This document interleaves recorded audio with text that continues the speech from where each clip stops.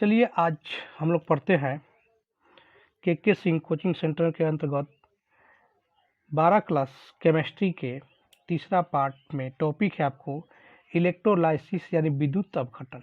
ठीक है, तो देखिए इसमें क्या है, किसी विद्युत अपघटनीय पदार्थ के जलीय विलयन या गलित में विद्युत धारा प्रवाहित करने पर रासायनिक क्रिया होती है, तो इस घटना को विद्युत अपघटन कहते हैं। ठीक है, तो देखिए इस चीज को आपने समझ लिया।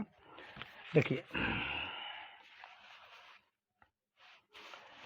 मैंने क्या बोला कि किसी विद्युत अपघटनीय पदार्थ के जलीय विलयन में या गलित में विद्युत धारा प्रवाहित करने पर, यानी विद्युत धारा जब प्रवाहित करेंगे तो उसमें एक रासायनिक अभिक्रिया होगी।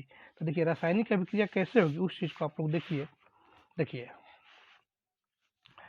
कि एक हम पात्र ले लेते हैं। चलिए ये हो गया आपको पात्र।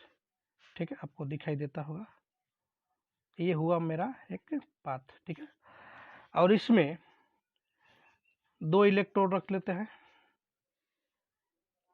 चलिए 2 इलेक्ट्रोड हम इसमें रख लेते हैं। ठीक है, और इस एनोड को हम लोग क्या करते हैं कि बैटरी से कनेक्ट कर देते हैं। ठीक है, चलिए हो मेरा बैटरी, ये बैटरी से हम लोग कनेक्ट कर दिए। ठीक है, अब देखिए अब क्या होगा इसमें कि इसमें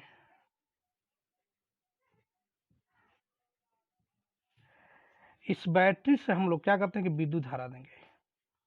इलेक्ट्रॉन का इसमें प्रवाह होगा, जब इलेक्ट्रॉन का प्रवाह होगा तो इसमें रासायनिक अभिक्रिया होगी, इसमें होगी रासायनिक अभिक्रिया। मतलब आप परिभाषा देखिए, किसी विद्युत अपघट में पदार्थ के जलीय विलयन या गलित में विद्युत धारा प्रवाहित करने पर, इस चीज को पकड़िए, विद्युत धारा प्रवाहित करने पर रासायनिक क्रिया होती है, तो इस घटना को विद्युत अपघटन कहते हैं। तो देखिए रासायनिक अभिक्रिया होगी, जैसे मान लें कि हम एक कंपाउंड ले लेते हैं NaCl। चलिए हम ले लेते हैं NaCl, इसको इलेक्ट्रिसिटी पार कर देंगे, यानी इलेक्ट्रिसिटी, यानी इसको बोलते हैं विद्युत का प्रवाह करवाइएगा इसमें, तो टूटेगा Na+Cl2 में, Na+Cl2 में टूटेगा। तो क्लोरीन 2 है इसलिए यहाँ तो 2 करना पड़ेगा, जब ये सोडियम 2 हो गया तो इसमें भी करना पड़ेगा, यानी इसको हम इलेक्ट्रिसिटी पार करवाएंगे तो ये टूटेगा, यानी रासायनिक अभिक्रिया होगी इसमें, तो ये टूटेगा। तो यानी एक Na में टूटेगा और एक किस में टूटेगा, Cl2 में। देखिए Na है, यहाँ पर Cl2 है, ये कैसे पोजिशन होती है, कैसे टूटता है, इस चीज़ को आप देखिए। देखिए NaCl को अगर हम गर्म भी करेंगे तो भी टूटेगा, या जलीय विलयन में घोलेंगे तो भी ये टूटेगा। जैसे में मान लिया जाए कि हम NaCl को लेते हैं, ये हो गया मेरा NaCl। ठीक है, तो इस पर क्या करते हैं, इसको गर्म करते हैं। देखिए इसको गर्म करिएगा, पेन किधर गया,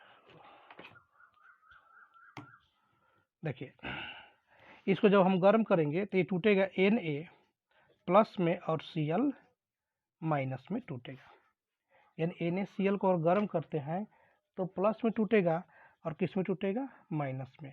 यानी ये रासायनिक अभिक्रिया हो रही है, एक तरह से कहा जाए तो रासायनिक अभिक्रिया हो रही है, यानी गर्म करने पे टूट रहा है। या इसको, या हम ये भी कह सकते हैं कि NaCl को जलीय विलयन में घोलते हैं, यानी H2O में घोलते हैं तो भी ये टूटेगा Na+ में और Cl- में टूटेगा। ठीक है, ये प्रक्रिया जो होती है, इस प्रक्रिया को हम लोग कहते हैं आयोनाइजेशन। ठीक है, आयोनाइजेशन का मतलब ये होता है, इसको हिंदी में बोलते हैं आयनन। आयनन का मतलब ये हुआ, आयनन क्या है, आयनन का मतलब होता है किसी कंपाउंड का टूटना, किसी कंपाउंड का टूटना, यानी टूट रहा है। यानी NaCl किस में टूट रहा है, एक प्लस में टूटा है, किस में टूट रहा है, माइनस में टूट रहा है। ठीक है ना, तो ये हुआ मेरा आयोनाइजेशन, यानी आयनन का टूटना। ठीक है, तो अब इसमें देखिए, इसमें हम बैटरी लगाए हैं और इस बैटरी से हम लोग क्या करते हैं कि इसमें विद्युत धारा प्रवाहित करेंगे तो ये टूटेगा। तो मान लें कि हम लोग ले लेते हैं इसमें गलित NaCl को, ठीक है, NaCl को, या इसको अंग्रेजी में मोल्टन भी बोलते हैं, मोल्टन, ठीक है, गलित। अब ये टूटेगा तो एक होगा Na+ और एक होगा Cl-। तब इधर देखिए यहाँ बैटरी लगा हुआ है, तो बैटरी प्लस है और ये क्या है मेरा माइनस है, और ये टूट रहा है। इस बैटरी से इसमें विद्युत धारा का प्रवाह करेंगे तो NaCl जो है इसमें टूटेगा। तो टूटा, एक प्लस में टूटा, एक माइनस में टूटा। और आप लोग पहले पढ़ चुके हैं, हम लोग गैल्वेनिक सेल वगैरह में पढ़े हैं। बहुत गर्मी हो रही है। गैल्वेनिक सेल में हम लोग पढ़े हैं, क्या पढ़े हैं कि देखिए यहाँ पॉजिटिव चार्ज है, इस तरफ पॉजिटिव है और इस तरफ क्या है नेगेटिव है। तो पॉजिटिव की तरफ कौन जाता है, नेगेटिव जाएंगे, यानी क्लोरीन जाएगा। और ये जो होगा, ये जो है तो ये प्लस है, इधर जबकि प्लस जब है इधर से इलेक्ट्रॉन का प्रवाह होगा। तो जब इधर इलेक्ट्रॉन का प्रवाह होगा तो इसमें कौन से जाएंगे, सोडियम जाएंगे। कौन जाएगा इसमें, सोडियम जाएगा, ठीक है। यानी प्लस इधर जाएगा और माइनस किस में जाएगा, इधर जाएगा। माइनस क्लोरीन इसलिए जाएगा क्योंकि यहाँ प्लस है, तो उदासीन बनाने के लिए ये क्लोरीन जाएगा। और इस इधर से इलेक्ट्रॉन आ रहा है, इलेक्ट्रॉन आ रहा है यानी इलेक्ट्रॉन को ग्रहण करने के लिए, इलेक्ट्रॉन को एक्सेप्ट करने के लिए कौन सा जाएगा, प्लस जाएगा। तो आप जानते हैं कि जिधर से इलेक्ट्रॉन का प्रवाह होता है वह एनोड होता है, और जो ग्रहण करता है वो होता है कैथोड। यानी अब सुनिए, अब यहाँ से इलेक्ट्रॉन का प्रवाह होने वाला है, इसमें इलेक्ट्रॉन का प्रवाह होगा, इस तरह से इलेक्ट्रॉन का क्या हो रहा है, प्रवाह। तो ये हो जाएगा मेरा एनोड, ये हो जाएगा एनोड, ठीक है। इसमें इलेक्ट्रॉन का प्रवाह हो रहा है। तो अब देखिए उसमें आप लोग देखे थे माइनस था, चार्जिंग हम उसमें आपको दिखाए थे माइनस, लेकिन इसमें चार्जिंग जो कि प्लस है, तो क्या हो जाएगा प्लस, ये उल्टा हो जाएगा। देखिए ये प्लस है और ये क्या है आपको माइनस। तो प्लस है, तो जब प्लस है तो इसमें प्लस तो जाएगा नहीं, क्लोरीन जाएंगे। और इस जब इस तरह से इलेक्ट्रॉन का जा रहा है, इस तरह से इलेक्ट्रॉन इधर से जाए, इधर से इधर, इधर में इसमें जाएगा। ये हो जाएगा मेरा क्या, कैथोड। क्यों, क्योंकि इलेक्ट्रॉन का ये दान करता है, ये इलेक्ट्रॉन को क्या कर रहा है, ग्रहण कर रहा है, ठीक है। तो ये हो जाएगा कैथोड, ये क्या हो जाएगा, ये हो जाएगा एनोड, ये हो जाएगा मेरा कैथोड। अब सुनिए,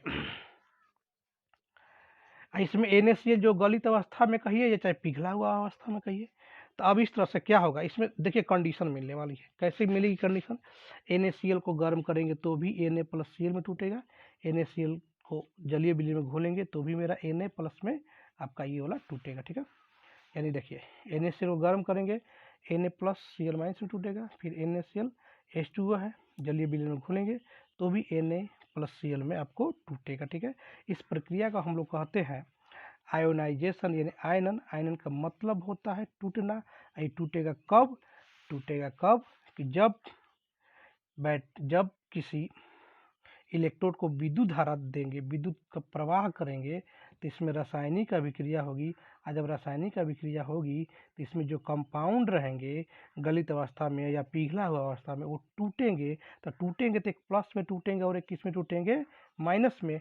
यानी हम ये भी कह सकते हैं कि विद्युत अपघटन अभिक्रिया में एक इलेक्ट्रोड प्लस में होगा तो एक इलेक्ट्रोड होगा आपको माइनस में, ठीक है। अब आगे आप देख लीजिए, इस चीज़ को मैं यहाँ पर बता देता हूँ। देखिए वही है, आपने मैं इस चीज़ को देखा। देखिए इलेक्ट्रोड लिए है NaCl, टूट, इस प्रक्रिया को हम कहते हैं इलेक्ट्रोलाइटिक सेल, ठीक है। अब देखिए यहाँ पे चीज़ देखिए आप लोग, अब यहाँ पे देखिए इस प्रक्रिया का आयोनाइजेशन में टूटिएगा, आयन का टूटना। NaCl को गर्म करते Na+Cl में टूटेगा। आप सुनिए, अब प्लस पर क्या हो रहा था, प्लस, तो प्लस पर यही हो रहा था कि प्लस पर आप देखें, देखिए यहाँ प्लस का पोजीशन में आपको दिखाई देगा, यहाँ पर प्लस। अगर प्लस की बात करते हैं प्लस पर, यानी इस ये हो जाएगा मेरा एक, ये हो गया मेरा एनोड, ये हो गया मेरा एनोड। एनोड यानी प्लस पर, प्लस पर क्या हुआ था, देखिए प्लस पर यही हुआ था कि देखिए ये आपका प्लस वाला चीज़ है, तो इस प्लस में कौन एंट्री करेगा, माइनस, और माइनस वाले में कौन एंट्री करेगा, प्लस। तो प्लस पर क्या हुआ था, तो प्लस पर ये हुआ था कि प्लस पर क्लोरीन एंट्री किया था। कौन एंट्री किया था, क्लोरीन। एंट्री करने के बाद इलेक्ट्रॉन का दान किया था। क्या किया था, इलेक्ट्रॉन का दान किया था। तो इलेक्ट्रॉन का दान करने के बाद Cl बन गया था। देखिए यहाँ पर कंडीशन देखना होगा, Cl अकेले नहीं रहता है क्योंकि ये उदासीन नहीं है कि Cl, इसको उदासीन होने के लिए Cl2 करना पड़ेगा। जब यहाँ Cl2 करेंगे तो भी मेरे को यहाँ पर 2 करने पड़ेगा, तभी जाके बराबर होंगे। दूसरी पोजीशन में आपको इलेक्ट्रॉन भी तो 2 होना चाहिए, तो भी इसको हमको 2 करना पड़ेगा। क्यों, ये प्लस वाला इसमें गया है, देखिए प्लस वाला इस, देखिए माइनस वाला गया इसमें, तो जाने के बाद इलेक्ट्रॉन का दान कर रहा है। जब इलेक्ट्रॉन का दान कर रहा है तो इस चीज़ को हम लोग कहाँ रखेंगे, तो इस चीज़ को हम लोग इधर नहीं रखते हैं, इस साइड में रखते हैं। ठीक है, इस साइड में रखिएगा।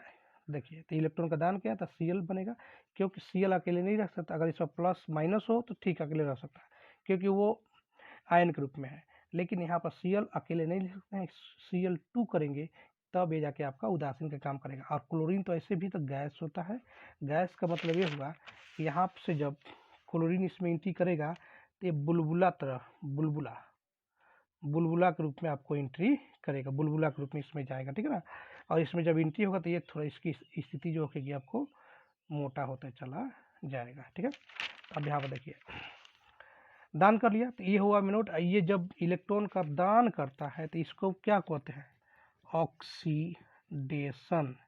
इसको क्या कहते हैं, ऑक्सीडेशन। अब सॉरी, अब कैथोड पे चलते हैं। कैथोड का मतलब क्या, माइनस हो गया है इसमें, कैथोड का मतलब इसमें माइनस हुआ, तो माइनस का मतलब कि देखिए माइनस पर, यानी माइनस पर क्या हुआ, ये माइनस है मेरा, तो माइनस पर कौन एंट्री किया है, सोडियम एंट्री किया। जब सोडियम एंट्री किया है तो इलेक्ट्रॉन को क्या किया, ग्रहण किया अपने तरफ। इलेक्ट्रॉन को क्या किया है, ग्रहण किया है। मतलब इस पोजीशन को आप ऐसे दिखा सकते हैं, इस रिएक्शन को, कि Na जो है उसमें से इलेक्ट्रॉन का क्या किया है, ग्रहण किया है। ठीक है, Na क्या किया है, इलेक्ट्रॉन को ग्रहण किया है, और ग्रहण करने के बाद आपको क्या बनाया है, Na बनाया हुआ है। तो इस पर क्या बोलते हैं, रिडक्शन, यानी अवकरण कहिए चाहे आप चयन कहिए, बस इसमें थोड़ा सा आपका यही समझना था। ठीक है, इसी तरह से और भी हम चाहेंगे तो और भी एग्जाम्पल ले सकते हैं। जैसे हम एक एग्जाम्पल और आपको लेकर हम बता देते हैं। जैसे मान लिया कि एक एग्जाम्पल हम Cl2 का लेते हैं। अगला एग्जाम्पल, कुछ नहीं करना है, इसको तोड़ दीजिए। इसको जब तोड़ेंगे Cl2 को जब आप तोड़िएगा तो क्या करेगा, Ca ये हो जाएगा मेरा क्या, Cl2, तो Cl2Ca। ठीक है, तो अब इसको क्या करेंगे, टूट गया तो इसको आयोनाइजेशन करेंगे, आयोनाइजेशन की फॉर्म में तोड़ेंगे हम लोग। देखिए CaCl2 है, तो इस प्रक्रिया को तोड़िएगा तो Ca+2 में हो जाएगा, इस Cl किस में हो जाएगा, माइनस में। 2 ठो क्लोरीन है इसमें, 2 ठो, तो इसमें भी 2 ठो क्लोरीन हमको करना पड़ेगा। ठीक है, फिर ये टूट गया तो उसी तरह से एक पात्र इससे बनाएंगे हम लोग, ये पात्र बनाएंगे, जैसे जो भी हो इस तरह से पात्र बनाएंगे हम लोग। आपको अब इसमें Ca+ कर देंगे, और फिर 2Cl- हो जाएगा, और यहाँ से इसको बैटरी से हम लोग जोड़ेंगे। हल्का जगह देख लीजिए, चलिए बढ़िया देख लीजिए इस पर, बस वही सब प्रक्रिया होगी आपकी। देखिए इसमें Ca+2 हो गया, 2Cl- हो गया, और इसको बैटरी सब जोड़ दीजिएगा।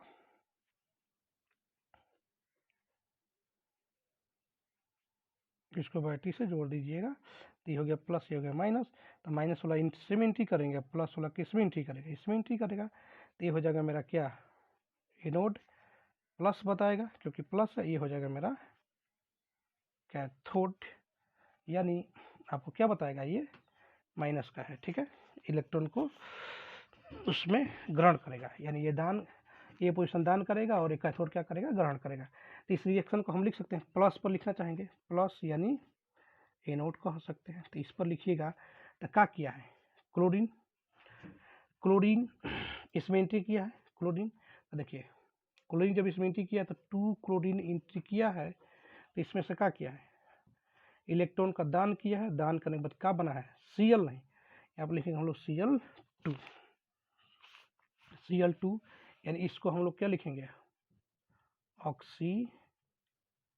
ऑक्सीडेशन लिखेंगे। और दूसरी प्रक्रिया है तो दूसरा में क्या हुआ है, एन ए क्या किया है, इलेक्ट्रॉन को ग्रहण किया, क्योंकि इसमें से इलेक्ट्रॉन निकल रहा है, इधर से इलेक्ट्रॉन एंट्री कर रहा है, तो इसमें इलेक्ट्रॉन का क्या किया है, ग्रहण किया है। तो लिखेंगे 2, यहाँ पर लिखेंगे कुछ सी ए, इलेक्ट्रॉन को ग्रहण किया है तो 2 लिखेंगे, इधर बन जाएगा मेरा सी ए।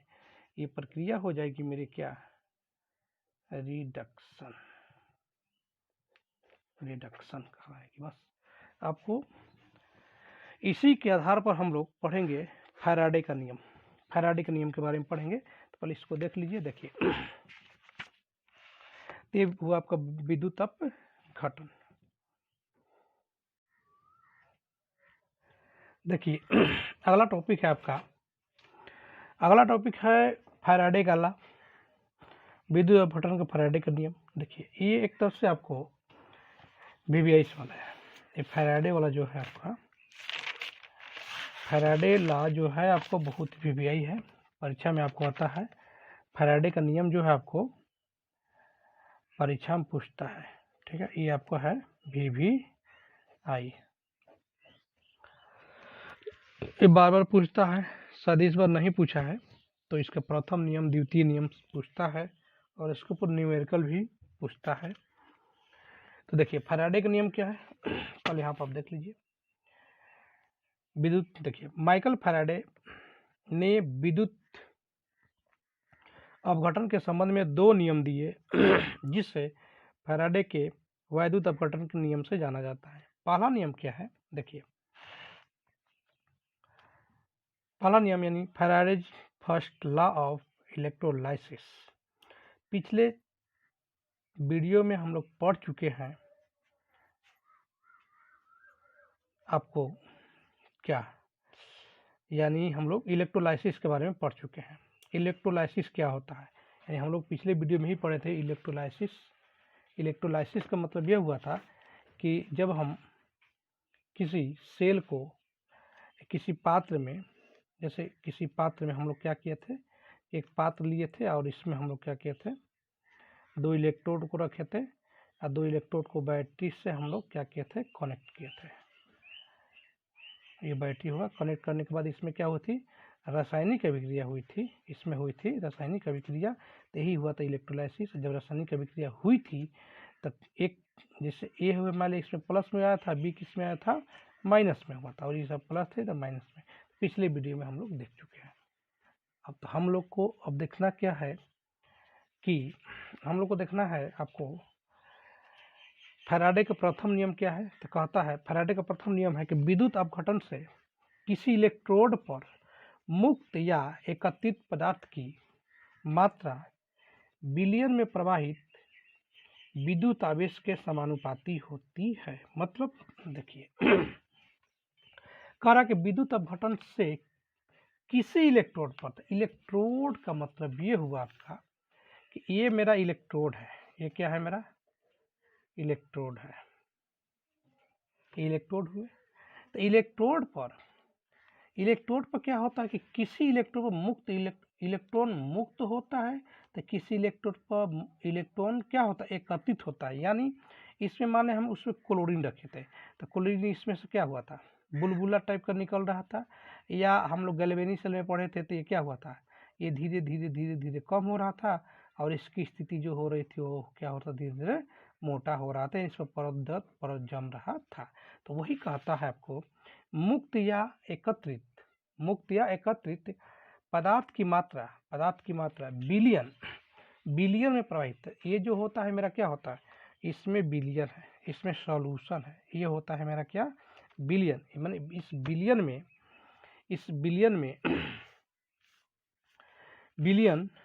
बिलियन में प्रवाहित विद्युत आवेश के समानुपाती होता है। तो सुनिए इसमें 2 चीज लिखा, एक में लिखा है, देखिए पदार्थ की मात्रा, तो पदार्थ की मात्रा को W से दर्शाते हैं, और आवेश की बात बोला है तो आवेश का मतलब होता है आपको Q, यानी चार्ज बोलते हैं।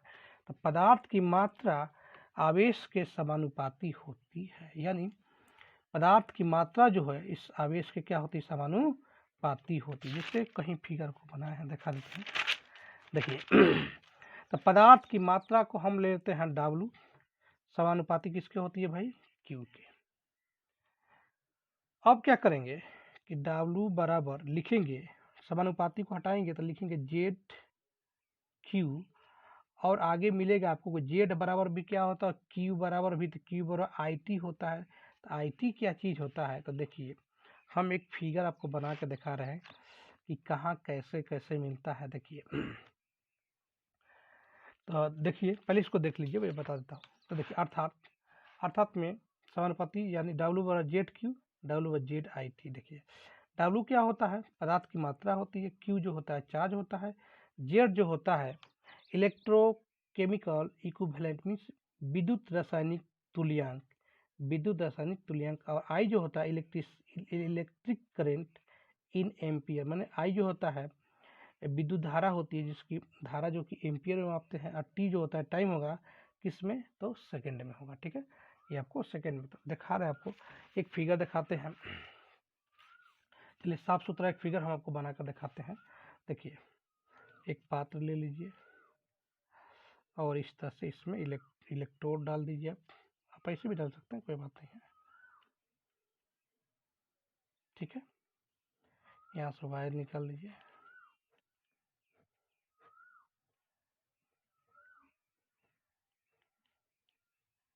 ये हो गया बैटरी, ये आपका बैटरी, ये प्लस हो गया, ये हो गया आपको माइनस, ये माइनस है, ये प्लस हो गया। ठीक है, तो इसमें क्या है, मान लो कि एक ए हो गया प्लस और बी हो गया आपको माइनस, ये दोनों पदार्थ है। तो इस पदार्थ की मात्रा आवेश के समानुपाती। आवेश क्या होता है कि यहाँ पर आप रख देते हैं, मान लो कि एम्पियर लगा है, विद्युत धारा। ठीक है, यहाँ पर विद्युत धारा, और यहाँ पर हम एक स्विच लगा देते हैं। एक क्या लगाते हैं यहाँ पर, स्विच। ये स्विच जो है कि समय बताता रहता है, समय का बताता, जो उसमें प्रवाहित धारा जो होता है, प्रवाहित धारा और गुणनफल जो होता है वही मेरा होता है आवेश, यानी Q बराबर होता है I और T। धारा और समय के गुणनफल को कहते हैं Q, यानी चार्ज, माने समय कितनी धारा उसमें एंट्री कर रही है वो चार्ज बताता है, यानी Q बराबर होता है I T होता है। ठीक है, ये वस्तु हुआ, ये हुआ पदार्थ की मात्रा। तो पदार्थ की मात्रा को हम लोग W से दर्शाते हैं, तो W समानुपाती क्या होगा, Q। तो आगे हो गया आपको ZIT। ठीक है, अब आगे आप देख लीजिए और आपको मिलता है Z बराबर क्या होता है, E बटा में F होता है। Z बराबर जो होता है E बटा में F। तो E क्या होता है, तो E जो होता है किसी पदार्थ का तुल्यांकी भार। आप लोग पढ़े हैं, पिछले क्लास में आपको पढ़ाया गया तुल्यांकी भार, यानी इसको हम शॉर्ट में बताते थे सतु भार। जिसे मान लीजिए कि आपसे पूछ देता कि एल्युमिनियम का इक्विवेलेंट मास बताइए,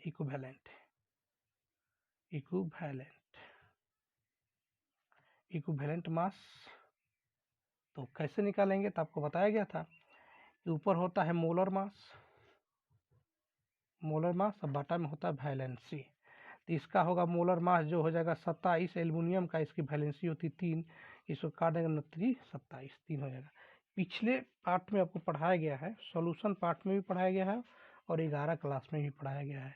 ठीक है, ऐसे हम लोग निकालते हैं इक्विवेलेंट मास। ठीक है, तो हालांकि इसमें आगे आएगा तो आपको बता दिया जाए, कोई दिक्कत नहीं। इसी से मान लें कि हम निकालना चाहते हैं कैल्शियम को, निकाल लीजिए।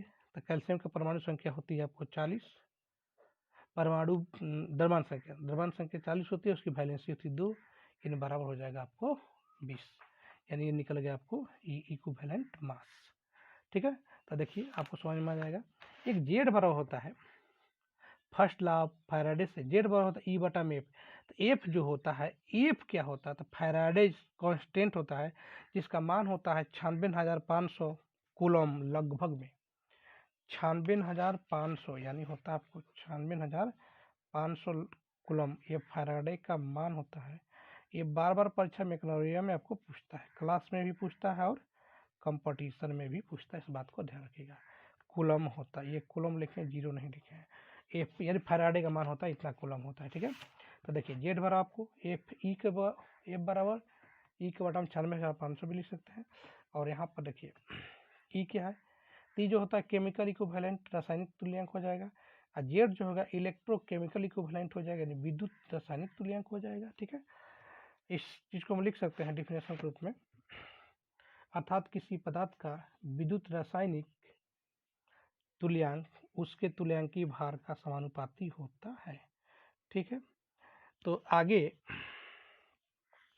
यहाँ हमने सूत्र निकाला था क्या, देखिए सब सूत्र मिलेगा, जेड क्यू पहला सूत्र हुआ, दूसरा सूत्र की बात करेंगे जेड आई टी दूसरा सूत्र हो गया, फिर डब्ल्यू बराबर लिख सकते हैं जेड बराबर होता है ई एफ आई टी, ये आपको 3 गो सूत्र और आगे आपको सूत्र मिलेगा।